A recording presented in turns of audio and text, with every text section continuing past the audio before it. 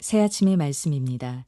서울시 양천구 곰달래로 새물결교회 이정철 목사입니다. 하나님께서 허락하신 새날 새아침 주님의 이름으로 문안드립니다. 오늘 하루도 주님보다 앞서지 않고 성령 따라 승리하는 하루 되시기를 축복합니다. 에스겔 2장 5절에서 7절 본문으로 믿든 안 믿든 전도는 내일이다 제목으로 말씀 전하겠습니다. 제가 좋아하는 영화 노래는 아닌데 아내와 아이들이 좋아하고 그래서 저도 좋아해지는 경우가 있는데 영화 리틀 포레스트가 그런 경우입니다. 처음에는 둘째 딸이 그렇게 좋아해서 자주 봤고 이제는 막내 아들이 자주 보니 또 보는데 아마 10번은 보지 않았나 싶습니다. 영화 내용은 단순합니다.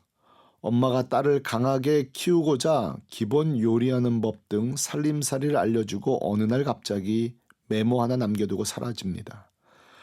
그리고 주인공은 스스로 음식을 하고 과수하는 친구의 도움을 받아 텃밭도 가꾸고 인생을 배워갑니다. 우리 아이들이 왜 이 영화를 좋아하는지는 모르나 개인적으로 제가 이 영화를 좋아하는 이유는 주인공 김태리, 유준열도 아닙니다. 영화 중간중간 잊을만 하면 등장하는 우체부입니다.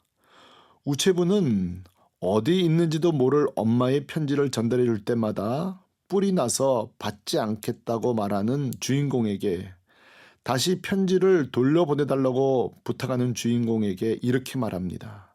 너가 엄마에게 화가 나서 편지를 안 받는 것은 이해되는데 말이야.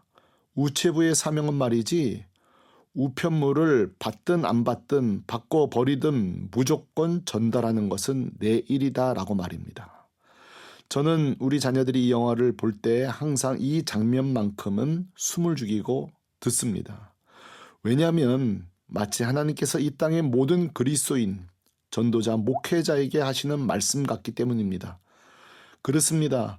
우리가 전도할 때 복음을 전할 때 받고 안 받고는 당사자의 책임이지만 전하는 것만큼은 우리의 사명으로 확신해야 합니다. 저 사람은 안 믿을 것 같은데 저분은 안 믿게 생겼네. 그래서 전도하지 말아야지 하시면 안 됩니다. 제 한 제자는 우리 아버지는 예수 안 믿을 팔자예요. 안 돼요, 안 돼 말합니다. 어떤 성도님은 내 남편이 예수 믿으면 아마 세상 사람 다 믿을 거예요. 부정적으로 말합니다. 맞습니다. 그렇게 보이는 분들이 있습니다. 그러나 그때도 우리는 이렇게 말해야 합니다. 받든 안 받든 전하는 것은 내 사명이다 라고 말입니다. 오늘 본문에도 하나님께서 에스겔을 선지자로 부르시고 사명을 맡기시는 장면이 나오는데 하나님께서도 에스겔의 사명이 호락호락하지 않을 거라고 경고하십니다. 5절 그들은 패역한 족속이라. 6절 인자야 너는 비록 가시와 찔레와 함께 있으며 정갈 가운데 거주할지라도. 아멘. 하나님은 에스겔의 전도 현장이 가시와 찔레라고 말합니다. 에스겔의 메시지를 방해하는 독을 가진 정갈들이 득실득실할 것이라고 경고합니다. 그러나 하나님께서 에스겔의 사명을 다음과 같이 말합니다. 5절 그들이 듣든지 아니 듣든지 그들 가운데 선지자가 있음을 알지니라. 아멘.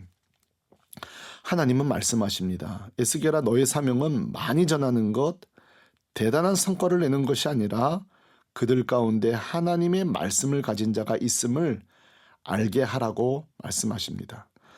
전도자로서 존재하는 것 자체를 귀하게 여기십니다. 제가 섬기는 교회가 있는 지역에 7년째 사역을 하다 보니 주변 교회들을 통해 배울 점이 참 많습니다.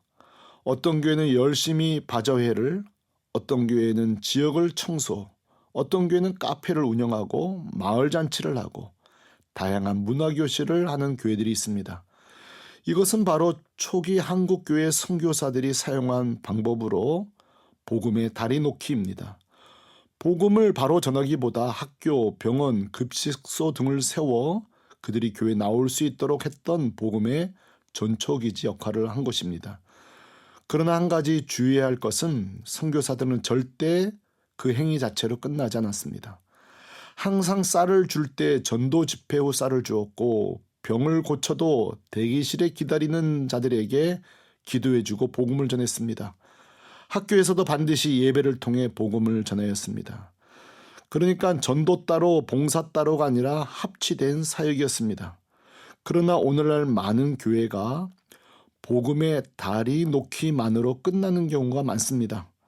다리는 놓았는데 정작 전공법으로 복음을 전하지 못합니다. 이것은 바로 제가 섬기는 제 목회의 반성이요 교회의 반성입니다. 그런데 하나님은 양보하지 말아야 할 것이 무엇을 하든 너희 가운데 하나님의 말씀이 있다는 사실을 알려주라고 말합니다. 교회가 존재하는 이유가 단순히 사회복지 역할이 아니라 복음임을 말합니다. 오늘 이 말씀은 사실 저에게도 큰 위로와 용기가 됩니다. 7년 동안 나름 지역 전도에 힘썼지만 그래서 나온 성도도 있지만 많은 열매는 맺지 못했습니다. 저는 성전 안에만 있는 목사가 아니라 전도하는 목사가 되겠다고 약속해놓고선 많은 경우 교회 안에 머무는 시간이 많음을 회개합니다. 그런데 오늘 하나님은 전도의 열매가 많고 적고 관계없이 전도자로서 있는 것 자체를 귀하다 해주신 것 같아 큰 위로가 됩니다. 맞습니다. 길을 걷다 전도하는 교회와 성도들을 만나면 마치 내가 섬기는 교회를 만난 듯, 그런 성도를 만난 듯 얼마나 반가운지 모릅니다. 최근 저희 교회는 화요일, 목요일 새물결 전도단들이 나와서 열심히 전도합니다. 한 번은 특별히 전도단에 있는 새가족들이 많은데 그들이 겁없이 담대하게 전하는 모습에 도전을 제가 받았습니다. 간혹 거리에서 전도하는 모습을 보고 감격합니다. 얼마나 하나님이 기뻐하실까 저도 기뻐합니다. 저희 교회는 부족하지만 몇 가지 특징이 있습니다. 강화도에는 누구나 사용할 수 있는 펜션 수영관이 있고 교회 근처 100m 옆에는 2층 건물에 카페가 있고 전문 연극 배우들로 구성된 창작 연극팀도 있습니다. 지금은 분리되었지만 성도들의 헌신으로 기독교 출판사도 세워 운영하였고 과거 5년 동안 양질의 영어를 가르치는 영어센터도 한 5년 운영했습니다.